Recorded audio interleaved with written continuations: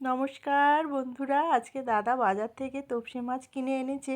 ভালো করে কেটে ধুয়ে পরিষ্কার করে একটু ভিনিগার দিয়ে 10 মিনিট রেখে দিলাম।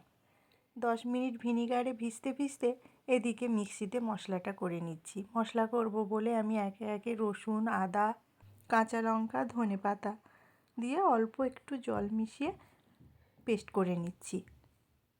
জানেন তো, এই শীতকালে বেশি ভাজাভুজি খেতে ভালো লাগে। তো তপসে ফ্রাই খেতেও ভীষণ ভালো লাগে, আমাদের বাড়ির সবাই ভীষণ পছন্দ করে। মিক্সিতে মশলাটা করে নিয়েছি। ভালো করে ভিনিগার দিয়ে ভেজানো মাছগুলো আরেকবার ধুয়ে নিয়ে একে একে দিয়ে দিচ্ছি একটুখানি লেবু, নুন, আর দেব একটু গোলমরিচের গুঁড়ো দিয়ে মিক্সিতে পেস্ট করে রাখা মশলাটা দিয়ে দিচ্ছি। দিয়ে ভালো করে মাখিয়ে মাছটা প্রায় আধ ঘন্টা রেখে দেবো। যত সময় ম্যারিনেট হবে ততই ভালো। মাছের মধ্যে নুন, মশলা সব কিছুই ভালোভাবে মাছের মধ্যে ঢুকে যাবে। মাছটা তত খেতে ভালো লাগবে, মাছের ফ্লেভারটাও খুব সুন্দর হবে।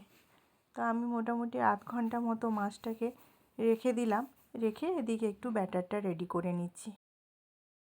একটা বাটি নিয়ে নিয়েছি, বাটিতে নিয়ে নিলাম কিছুটা বেসন, 3 চামচ মতন কর্নফ্লাওয়ার, নিয়ে নিচ্ছি একটু নুন আর একটু হলুদ, আর দিয়ে দেব বেকিং সোডা। তবে বেকিং সোডাটা পরিমাণটা আমি অল্পই দেব, বেশি দিলে আবার তেতো হয়ে যাবে। এই বেকিং সোডা দিয়ে আইস কিউব দিয়ে দিলাম, দিয়ে ভালো করে ব্যাটারটা রেডি করে নিচ্ছি। যতক্ষণ না আইস কিউবগুলো গলছে আমি ততক্ষণ ব্যাটারটা মিক্স করতে থাকছি। বেকিং সোডার পরিমাণটা ঠিকঠাক মতন দিলে বেশ ভালো মুচমুচে খেতে হয়।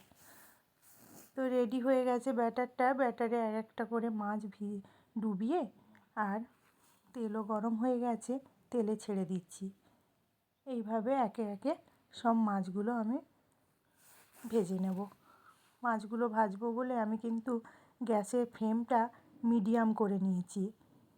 বেশি হাই ফ্লেমে ভাজলে মাছগুলো ভেতর থেকে সেদ্ধ হবে না। অল্প মিডিয়াম আঁচে ভাজলাম, বেশ সুন্দর করে মুচমুচে করে, ভেতরটাও ভালো ফ্রাই হয়েছে। চলুন, রেডি হয়ে গেছে, এবার সবাইকে ডেকে নিই। তপসে ফ্রাইগুলো ভেজে নিয়েছি, সঙ্গে নিয়ে নিয়েছি একটুখানি টমেটো সস, চিলি সস, আর এদিকে একটু কেটে নিয়েছি পেঁয়াজ শসা। একটু স্যালাডের সাথে এই তপসে ফ্রাই খেতে ভীষণ ভালো লাগে। দেখি কেমন হয়েছে, বাচ্চারা আসার আগে একটা খেয়ে দেখি কীরকম টেস্ট হলো।